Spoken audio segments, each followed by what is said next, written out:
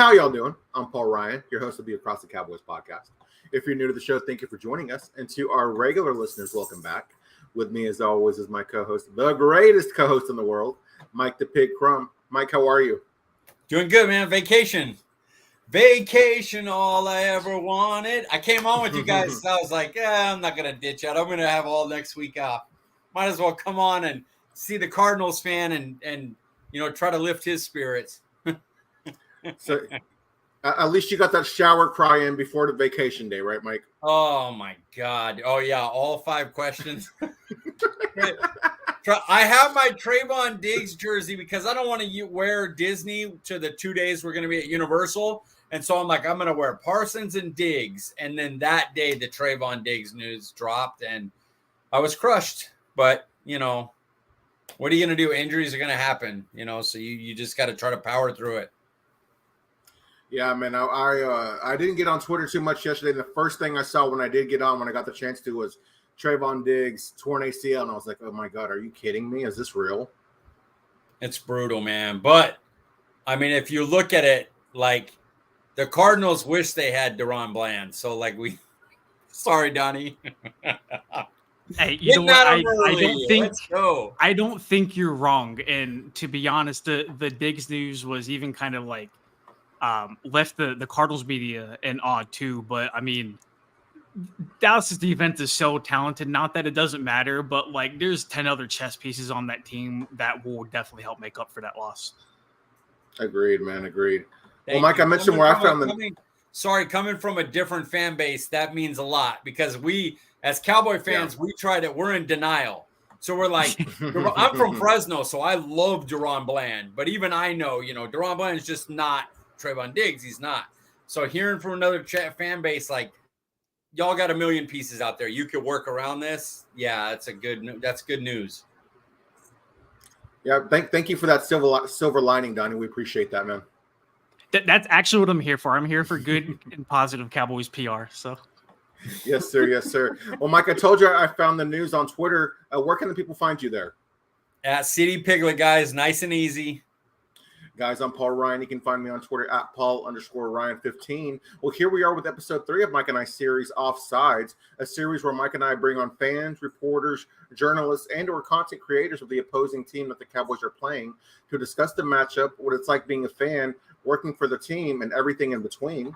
With us today is publisher for Fan Nation. Ladies and gentlemen, please welcome Donnie Druin to the show. Donnie, how are you, sir? I'm good. Thank you so much for having me. A phenomenal setup, and really looking forward to a really good conversation with you guys. Yes, sir, Donnie. Donnie, where can we find you on Twitter, sir? Yes, at Donnie Druin. Donnie with an IE. Don't spell it with a Y. I'm not that kind of guy. D is a David, RUIN.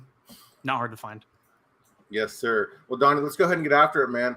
I remember I sent you the show sheet, and I was asking you a question about being a Cardinals fan, and you were straight up like, hey, man, I'm actually not a Cardinals fan. So I'm curious. Yeah. I know you're not a Cardinals fan, but who do you root for on Sundays?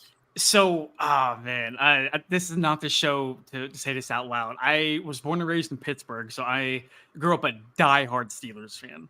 And since I entered the media world and I moved out here in 2012, I slowly but surely kind of gotten away from that fandom as I've kind of tried to establish my like professional feet in the world of media. So still obviously try to keep up with them, but I can't necessarily say I used to love them like I did a handful of years ago, especially whenever you're just around the ears of the Cardinals every single day like I am.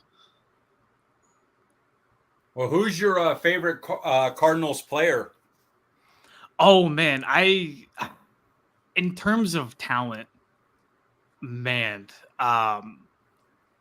that's tough. Budda Baker's definitely up there. Just in terms of how great of a player he is on top of the kind of person he is. If we're going by like funniest to interact with as like a reporter, DJ Humphries by a country mile. I mean, I can't find another player in that locker room that can magically drop a Phineas and Ferb reference in the middle of a press conference. And until I do, he will remain number 1 on my list. And I'm curious, Donnie, who is your favorite non-Cardinals player? Ooh, right now, he's retired. I loved Calvin Johnson, though. I was such a big Megatron fan watching him. It definitely helped. I drafted him every single year in fantasy football, too. So that really helped. If you're asking me some of my favorite players around the league, I'm actually a Penn State fan. And so I watched Micah Parsons kind of rise up through Happy Valley. So I'm definitely pleased to see just how phenomenal and how elite of a player he is at the professional level. Mike is definitely up there for me. I don't know. I love so many football players. It's really hard for me to pick one. Troy Polamalu is my favorite growing up. So if you're making me pick an all-timer, it's got to be him. Great choice. Absolutely. So I'm curious, Donnie, how long have you been with Fan Nation, and how did that opportunity present itself? Yeah, so I've been with them for about 5 years. I'm going into my third year about full-time. I was a Steelers fan trying to make it in the world of sports media, even though I lived in Phoenix. Luckily, I knew the guy who was running the Steelers website, so he let me hop on, write a couple articles a week. I kind of really got my feet settled there, found my voice, and then whenever the opportunity presented itself, I reached out to start a Phoenix Sun site. I started the Phoenix Sun site. They liked what I did with that, and then I had him take over the Arizona Cardinals site, and now I'm heading into basically my third year full-time with the Cardinals site, and I'll be entering my second year full-time covering the Phoenix Suns as well. Oh, that's nice. Very cool. What do you think Phoenix's chances are this year? They got some depth at least now behind their big stars. Yeah, I mean, talk about pushing all the chips in the middle of the table. They certainly did that.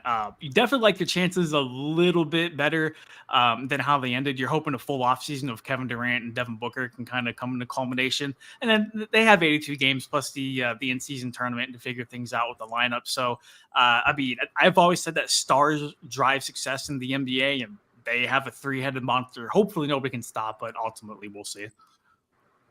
Yeah, I'm a Lakers fan, so I'm hoping one team can stop them.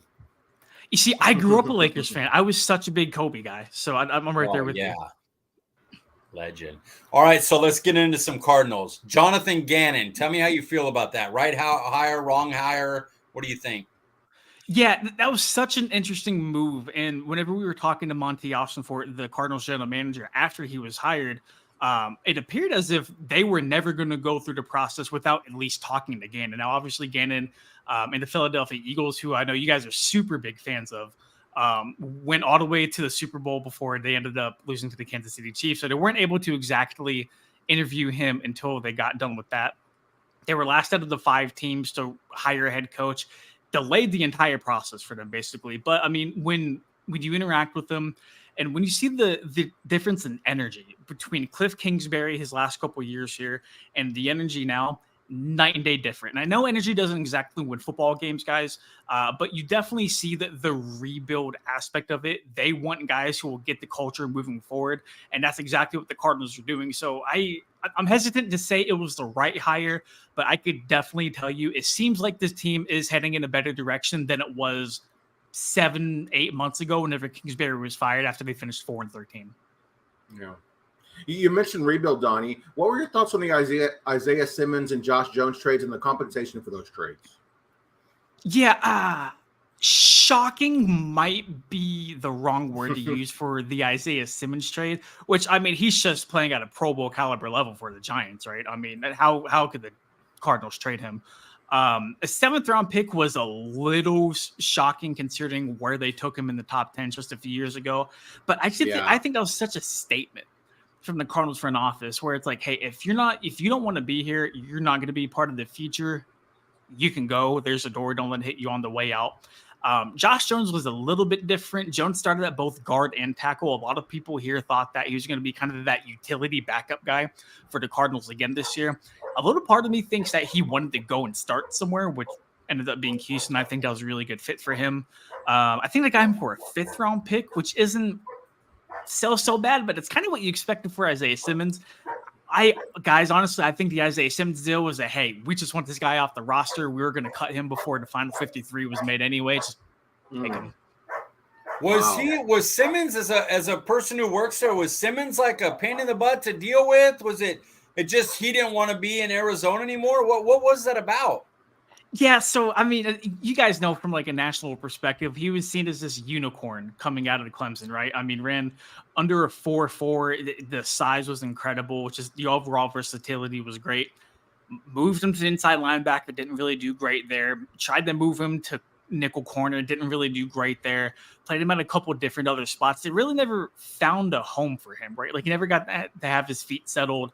And I don't know if that stunted his growth, but towards the end, it really kind of seemed like he didn't want to be in Arizona anymore. He had made a comment at the very last press conference he talked to with the media where somebody asked him what he wanted to play, what position he thought he deserved to play. And he said he told the new coaching staff he wanted to play as a safety. And then, sure enough, through 2 preseason games, the Cardinals did not like what they saw. If you go back and watch, if because you guys have so much time on your hands, if you go back and watch, look at the effort he shows in the preseason game against the Kansas City Chiefs. There were numerous plays where he pulled up and he didn't exactly go into something that he should have. And I think that was kind of the final nail in the coffin for the Cardinals to say, hey, you know what? We're not winning the Super Bowl this year. Let's trim the fat where we can. This guy obviously doesn't want to be here. Let's let him go. I'll tell you this, guys, he didn't exactly want to talk to reporters. I don't think we were his best friends because we didn't exactly write great things about him, but definitely not the most friendly player whenever it came to making himself available to reporters. You kind of led into this next question. They're not Super Bowl contenders this year. They seem to be trying to cut fat and build a new culture. What do you think the Cardinals' overall motivation for this season is without being, we're going to win it all type of thing? Yeah, I think they're really just trying to cut their teeth. I think when you look at the moves made by general manager Monty Austinfort to get that first-round pick from the Houston Texans next year to, ultimately cut a guy like DeAndre Hopkins to let, a handful of their free agents go in the offseason, they're really setting themselves up for the future. And I think when you look at it like that, they're kind of playing with house money, right? I mean, they know they're not going to be Super Bowl contenders in 2023. I think the ultimate goal for the Cardinals, just get better every week. Like Cliff Kingsbury did not develop talent here in the desert. You want to see this team fight. You want to see them be competitive, and you want to see them get better week to week. And guys, it's only been a 2-game sample size, but we've definitely seen a little bit of improvement from week 1 to week 2, and hopefully that continues moving forward. Yes, sir. A lot of talk around the Cardinals this year was them being the worst roster in football and them, ultimately having the first overall pick.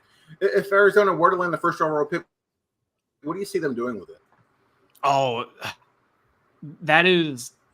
it's tough, but it's not tough because I think this entire thing of what they should or shouldn't do really depends on Kyler Murray and how he looks. If Kyler Murray is able to come back and Kyler is able to look like the franchise quarterback you thought he was a handful of years ago, I think you kind of have your answer.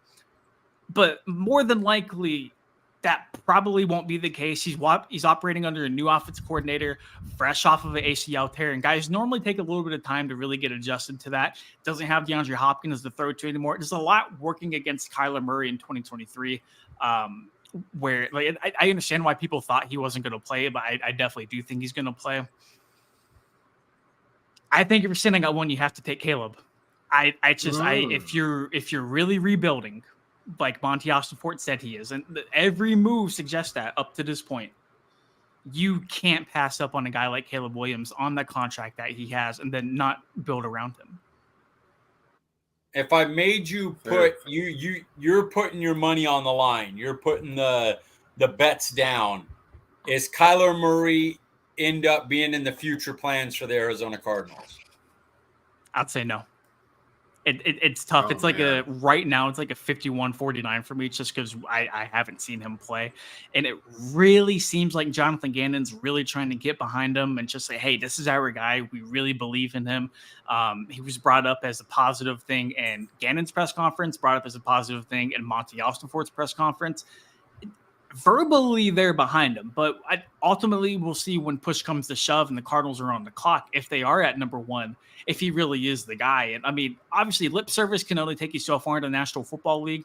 And I can answer this question better for you whenever we're in the offseason. I know where they're picking and we've seen Kyler play, but Mike, you're making me put my money on it. Yeah, I don't think Kyler Murray is going to be a Cardinal next year.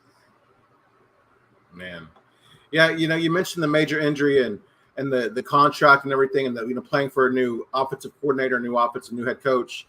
It sounds like there's not really a lot of motivation for Kyler Murray to play this year, except for the Cardinals maybe wanting to put something out there on film and using him as trade bait. You kind of touched on it, but you think Kyler Murray will play this season? 100%. Yeah, more than anything. And I've had the luxury of talking to Kyler a handful of times. So I feel like I know him just a little bit better than a lot of people in the national perspective. He's a competitor. And you have to remember, this guy was a Texas high school football legend. He did not lose at all during his time in high school. He went to Oklahoma, did not lose very, very much there. He's not really accustomed to losing, right? So he gets the NFL level. He goes to a dumpster fire of an organization, to put it very, very nicely, with the Cardinals. And he's just frustrated. He's a competitor at heart. He definitely wants to come back. And truthfully, Paul, I think it benefits everybody if Kyler Murray comes back and plays. It benefits Kyler to prove to the organization, or maybe 31 other organizations may be looking at him saying, hey, I can play football. I am healthy. I have the ACL injury behind me. The surgery is good. I am good to go. I can play quarterback at this level. It benefits the Cardinals saying, hey, you know what? If we do want to trade this guy, here you go. We have him on film. He's not hurt anymore. We're not exactly working with damaged goods. And for other teams, the exact same reason if you're going to trade for him. So I do think he come back. He started on the PUP list, so he has to miss at least the first 4 weeks of the season. So he's eligible to come back week 5. But you also have to take into account they're going to want maybe a week or 2 of him getting live reps in practice before they just roll him out there. And that's like a best case scenario too.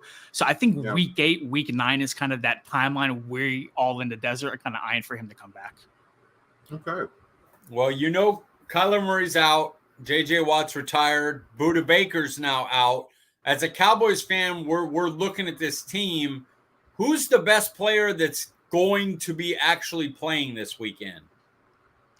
Yeah, you kind of just went through the list of their best players, and all of them seem to not be playing right now due to injuries or even retirement, like JJ.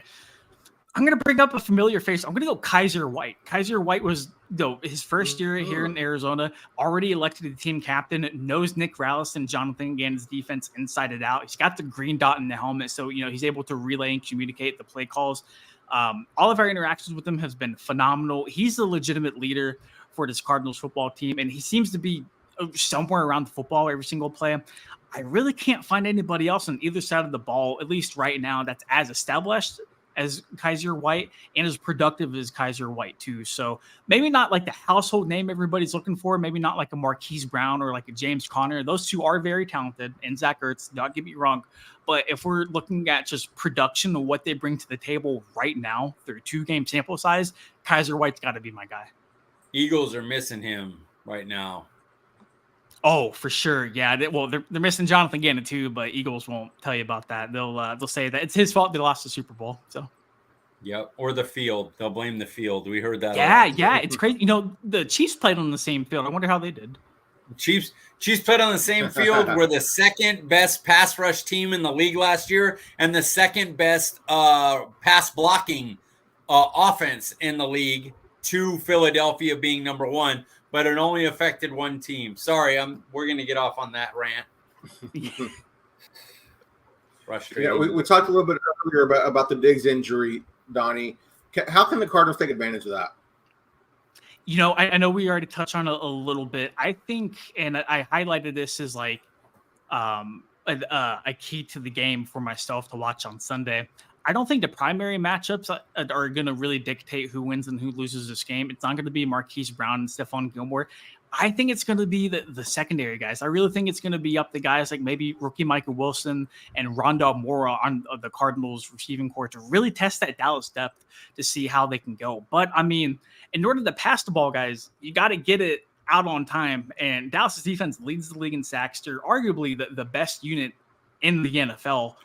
I mean, if you can't get the ball off, it doesn't matter if you have any 3 of us playing in the secondary, right? And that's my biggest worry, is that the Cowboys are going to generate so much pressure on Sunday. It's not going to matter who's lining up at corner, because Josh Dobbs won't be able to get the ball off. And if he does, it might not even be that accurate. Yeah. Another beautiful setup by you. The most success that the other 2 teams that Dallas has faced so far had offensively is when Daniel Jones was scrambling, and then when Zach Wilson was scrambling. Do you think Dallas will have more trouble with Dobbs as a scrambler, as a runner, than they did against Wilson and Daniel Jones? This is going to sound really weird considering Josh Dobbs ran for a 23-yard touchdown last week. I don't think Dobbs is that big of a scrambler. He's not eager to get it out of the pocket. He's definitely trying to progress through his reads and definitely throw the football first. He just happens to have the same ability to move out of the pocket, definitely to a lesser extent to the guys you just named, but mobile nonetheless. I mean, Josh Dobbs is not going to turn to Lamar Jackson on Sunday. I promise you. If Dallas is smart, what they would do is they would rush forward, they would clog the lanes, and then they would just have Micah sitting as a spy and then just attack anytime Josh Dobbs moves forward. If I'm a Cowboys fan, I have no worries of Josh Dobbs going crazy on Sunday.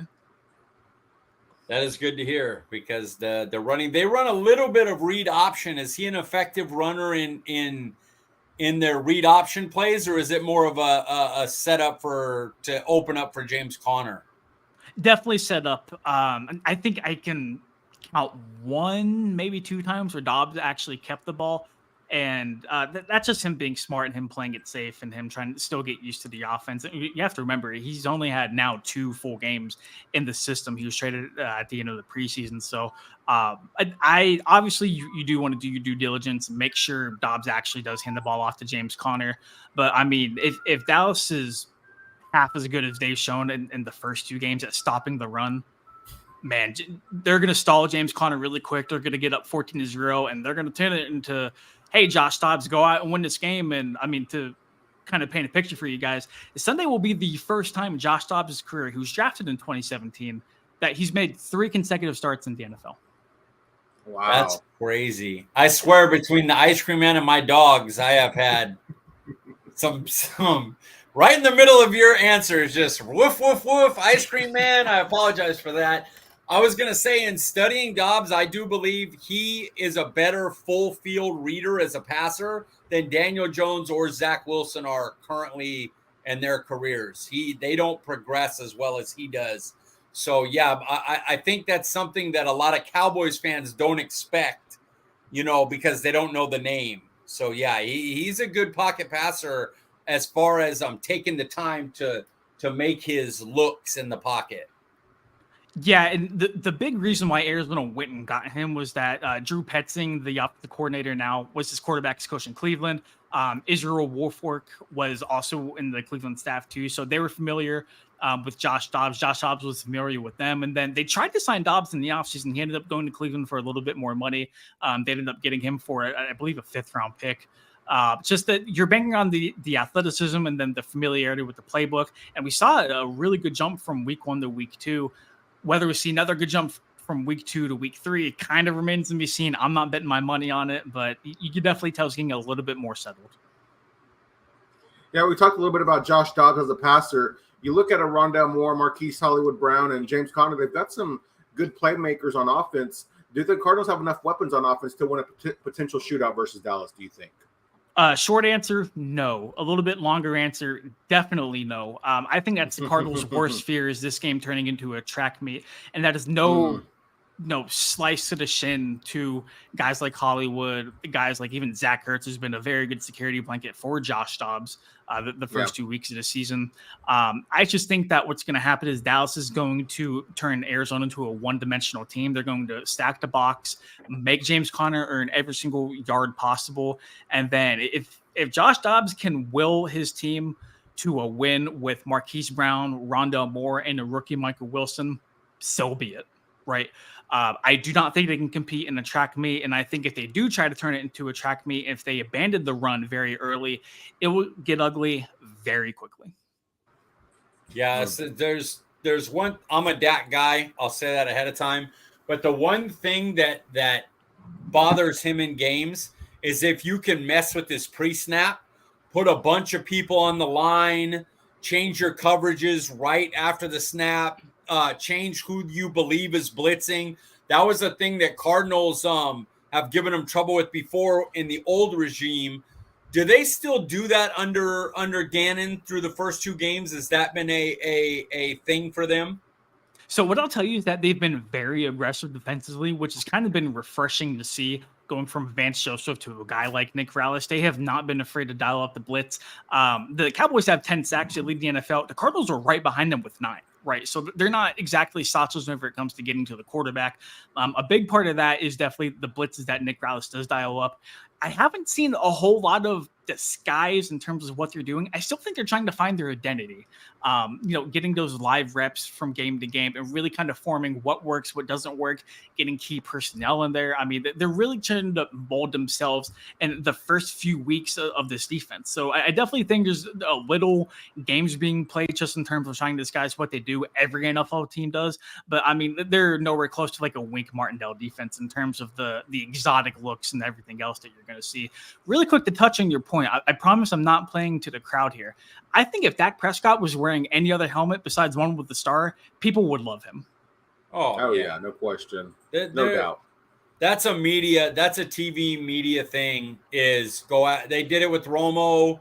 They do it with Dak. If it's just to get the Cowboys involved in a conversation and to get, clicks or views or whatever from Cowboy fan outrage. And I spend a lot of time on Twitter saying, stop promoting it. That, people, the Bart Scott thing is a perfect example. He smirks and he goes, what can go wrong will go wrong about Trevon Diggs' injury, And people promoted it over and they were like, he should be fired. I'm like, why would they fire him? You're doing exactly what he's paid to do. He's paid to get you guys to send out retweets of the show. And you guys are doing it. So I won't retweet that. I don't watch the skip. He's the worst of the worst, but I don't retweet their stuff. I don't do any of that. And I wish if Cowboys Nation would just stop engaging with them, a lot of it would calm down. But as long as it gets engagement, you're going to get Dak's ass. You're going to get that stuff. Yeah. Something that's not asked is the Cowboys rushing attack. And, their offenses look pretty good too these last 2 weeks. With a team as good as the Cowboys, it's really a pick your poison. it's really a pick your poison on how you want to try to beat this team or how you want to try to beat them. Are you more worried about the Cowboys passing or rushing attack? That's tough because Dallas, at least from an outside perspective, correct me if I'm wrong, they're so balanced. I mean, if you try to turn them one-dimensional to the rushing attack, if you don't really address the line of scrimmage, Tony Pollard's going to go crazy. Deuce Vaughn is in Dallas, correct? Deuce. Yeah, I've heard really good things about him. If you stack the box and you dare Dak Prescott to find one-on-ones and man coverage, he's going to beat you. CeeDee Lamb is a tremendous receiver. Brandon Cooks looks like he's going to play this week. He only played one game. I was looking at the numbers. Tony Pollard is the number 2 receiver, correct? Just in terms of stats. In terms of receptions, I believe he is, which don't even get me started about how happy I am about that. Michael Gallup is still there. Everybody knows what Michael Gallup can do whenever he's healthy. I would say I'm more afraid of the passing attack if I'm Arizona, only because I like my front seven a little bit more than my secondary. And so I'm more confident in my ability to manage Tony Pollard and company than I am really trying to get Dak to not pick apart my defense. Because we saw Sam Howell not have a great day, but also not have a terrible day. We saw Daniel Jones in the second half really find his rhythm. And obviously Dak Prescott, Daniel Jones is right here. And you look at the tape from the second half and you wonder what kind of numbers Dak Prescott can put up. Question. How do the Cards win this game? Like, how do they overcome what so far has been a Dallas juggernaut to get a W? Cowboys missed their flight. If I'm Arizona and I'm game planning for Dallas, man, you have to take care of the football. No turnovers. That's a big reason why Arizona was up 28-7 in the third quarter last week. They took very good care of the football. You have to do that against a team with the best turnover differential in the NFL with +7. So obviously take care of the football, try to control the game, try to keep Dallas's offense off the field as much as possible. That would incur a lot of James Conner on the ground, which is definitely something they've done a good job of doing, which is night and day different from Cliff Kingsbury's offense, not to get on a little tyrant there. Control the clock, keep Dak and company off the field for as long as possible. And then when you get inside Dallas's side of the field, which I know somebody in the chat pointed out that not a lot of teams have exactly done that to success this year. But if and when you do get over on the other side of the field, you got to get 7 instead of 3 because field goals are not going to beat the Dallas Cowboys, not this year. In the second half, Dallas has not allowed somebody inside their 40-yard line yet. That's nuts. That's kind of disgusting. That's ludicrous. Yeah, really. Yeah, that's really ludicrous. Insane. All right, Don. Just talking to you tonight, man. I can tell you're a smart guy, but I'll ask a bad question anyway. If you were starting a franchise of the two, who would you pick as your quarterback? Kyler Murray or Dak Prescott? Are we talking right now? Correct. Like both at full health. Okay. Dak is 30. He's also good. Yes. Yes. I do think when healthy, Kyler gets overlooked sometimes. Not to say he's Joe Montana, but I mean, he has flashed what he can do. Part of me wants to go with the upside and the 4 more years of youth compared to Dak. And the other wants to not use my head, but just like look at the production they've had and the success they've had. I think if you swap Dak for Kyler here in Arizona, I think fans would definitely be a lot more pleased with the team's results. I would go Dak. I think Dak is more polished overall. I think Kyler gives you that more athletic upside, but I think Dak's just as an overall passing quarterback, as an overall just like field general, I probably think he's the guy there. If I told you that my reason for wanting Dak was not as much of on the field, but as far as quarterback goes, and I know you have to interview this gentleman. We're not going to ask the stupid, like, does he study bull crap? But as a leader, as intangibles go, I feel as looking at both guys that Dak is better and that's very important to a quarterback thing. Not saying Kyler's bad at it. Dak's just one of the best at that. And so that would be a reason that I would take Dak over Kyler. You would say what to that? No, that's a very, very good point. And I'm really glad you brought that up because they're under the old regime in Cliff Kingsbury. I'm sure you guys have seen the multiple spats, we'll call them, that both Cliff and Kyler got into on the sideline, right? Kyler, in terms of PR, does not look very good, right? I mean, he's seen as this bratty kind of dude. The video games thing is one thing. The study clause thing is a whole nother thing. You take the study clause thing, and granted, like that shouldn't have been the big deal, but like, why is it in there? You know, if you're an NFL quarterback, why is that clause in there to begin with? That was unheard of in terms of contract language. You had teammates this offseason come out on radio, on local radio, and say, hey, he needs to grow up. He needs to become a better leader. We need him to become a better leader. And that same teammate, Kelvin Beachum, doubled down on it. It wasn't just sorry, my bad. He doubled down on that comment. I kind of think the ACL tear helped put things in perspective for Kyler. I definitely think the new regime helped kind of usher him to, because he seems night and day different. He seems more of that kind of guy in the locker room who is trying to win with his teammates, not just himself. And I think Kyler is kind of that guy where Kyler was so talented whenever he was younger. He could win games by himself. He didn't need 52 other grown men to follow behind him because he could win himself, right? When you get to the NFL, it obviously isn't like that unless you're Patrick Mahomes, but even then, Pat is surrounded by phenomenal talent everywhere. I think the ACL tear really pumped the brakes for him and said, hey, I'm at rock bottom now. I need to work my way up. I think that's been a really good opportunity for him to see other guys work in front of him, to see this new regime with a bunch of positive energy come through. They give him the reinforcement that he needs. He seems different. I'm not saying he's a Walter Payton Man of the Year candidate, but he definitely seems more like a locker room guy than I've seen him in the past. That's good. Yeah, that's good. Sometimes those that adversity, man, can humble you and hopefully better you. Paul, I'll let you close it out. You take over the questions from here, my friend. All right. Who will win this game, Donnie? Dallas, right? I mean, I very few things surprise me having watched the NFL for so long. I'm sure you two are right there with me. And it's such a week-to-week league. You really don't know. The Cowboys are such a good team this year. I feel like I pick them every year as my dark horse Super Bowl team. They just haven't been able to get there for X, Y, or Z reason.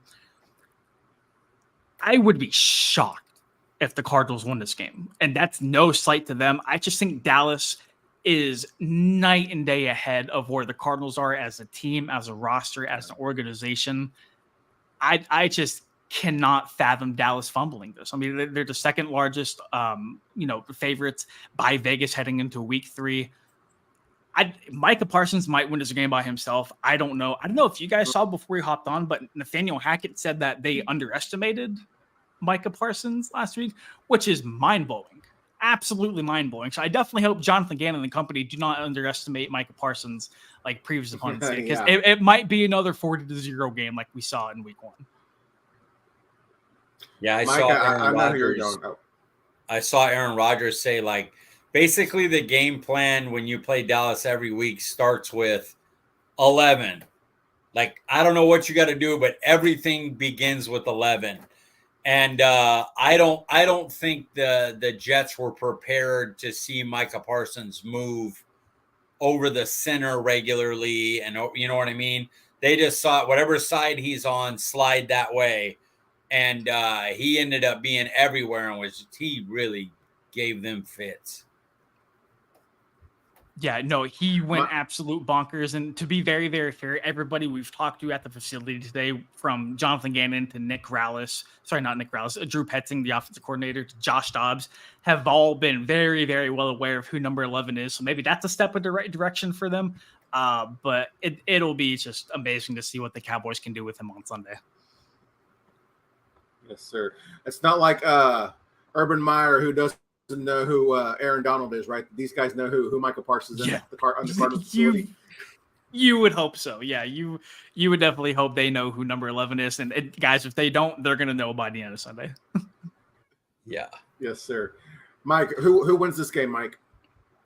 I have Cowboys. We're saving score predictions, but I'll say that I did not have them covering this game pre-Trevon Diggs injury. I thought this was going to be a lot closer than people thought. I thought the offense would kind of be very meh this week, and now I'm interested to see how the galvanizing of the Trevon thing builds them up. Yes, sir. Yeah, like you, Mike, I'm going to say my score prediction, but I think it's going to be the Cowboys as well. Donnie, who will score the fourth touchdown in this game? I have CD Lamb. I have a hard time picturing any Cardinals scoring the first touchdown out of here. I'm not confident in Arizona secondary. I'm not so sure Marco Wilson right now is a CB1. The opposite starter of him is a 5th-round rookie, Keitrell Clark, who has looked good at times. I will give him that. But we saw what the Giants did last week, and I just think CD Lamb is a very, very polished receiver. At this point in his career, there's so much more potential for him.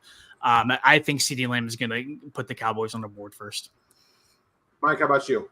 I'm going to go Brandon Cooks, hit a deep shot. Finally, Dallas hasn't really took any deep shots yet, so I think they hit one to Cooks against the young secondary and get a big play touchdown. I like that. For me, I'm going to go with a Hollywood Brown. Trevon Diggs out of the picture. I can see Arizona maybe testing the Cowboys secondary early and often, try to be aggressive. I like it. Who will have the most fantasy points this week, Donnie? Only because of volume. I think I'm going Marquise Brown. He's been up there in terms of receptions. Zach Ertz also wouldn't surprise me. I mean, he's been Mr. Reliable whenever it comes to Josh Dobbs. And if the game pans out like I think it will pan out, the Cardinals are going to be passing the ball a lot. I think Marquise Brown is my 1A and Zach Ertz will be my 1B. Mike, how about you? I'm pretty much lazy with this. I almost always pick Dak. Quarterback, big offense. If they throw a couple of touchdown passes, he gets the point. So it's hard to go like Brandon Cooks. Well, it's probably going to be a touchdown pass. Dak's going to get those points too. So I'll just take Dak Prescott. I tried to change it, and I was like, I just don't see it. Dak. It's going to be Dak. Yeah. Fair. For the second week in a row, I'm putting my money on Tony Pollard. The Cardinals defense has given up 4 rushing touchdowns already this season and 3 total touchdowns to running backs in the first 2 weeks. So I think Pollard's going to have a big game. All right, Donnie, what is your score prediction? I'm going 28-13. If Dallas puts up over 30, I will absolutely not be shocked. I'm sure Arizona will be able to squeeze out a couple points here and there. I mean, I think with what they looked like last week, it might be a little difficult to blank them. I don't think it's exactly possible. 28-13, I do think the Cowboys cover, which would be rare because the Cardinals are 2-0 against the spread this year. So nice. Mike, how about you? I had it 23-13 pre-Trevon injury. Oh, wow. Okay. Yeah, I thought, it'd be one of those things. Give the media something to talk about. Even though we're 3-0 and everything, Mike McCarthy stinks. His offense is no good. What are they doing? But now with Trevon, I think they're going to come out and play for their guy. And so it'll probably be something along the lines of 30-10, 30-13, somewhere around there. All right. Yeah, it's funny you say that, Mike, because I have it 33-10 Cowboys. Yeah, see? We're in the same realm. 28, yeah, exactly. Somewhere between 28 and 33. Yeah. Cardinals score somewhere between 10 and 13. Yes, sir. All right, Donnie, man, I can't thank you enough for coming on. Before we get you out of here, tell us about the content you're creating and where we can find it, sir. Yeah, just follow me on Twitter at Donnie Druin. I also have a Cardinals podcast that just hit over 1K, so I'm really excited about that on YouTube. Just type in All Cardinals, ALL space Cardinals. Follow our work at allcardinals.com or wrestling.com/NFL/Cardinals. And yeah, I'm kind of just hanging out. Very cool. Congrats on that, man. That's awesome. Thank you. Yeah, a lot of hard work and just trying to keep up with you guys. So he does all the hard work here. I just come on and talk. Mike, where can we find you on Twitter, sir? Letter C, letter D, Piglet. You know what it is, guys. Guys, I'm Paul Ryan. You can find me on Twitter at Paul_Ryan15. We appreciate you joining us, and we'll see you guys next week. Good luck in your soccer game, Donnie.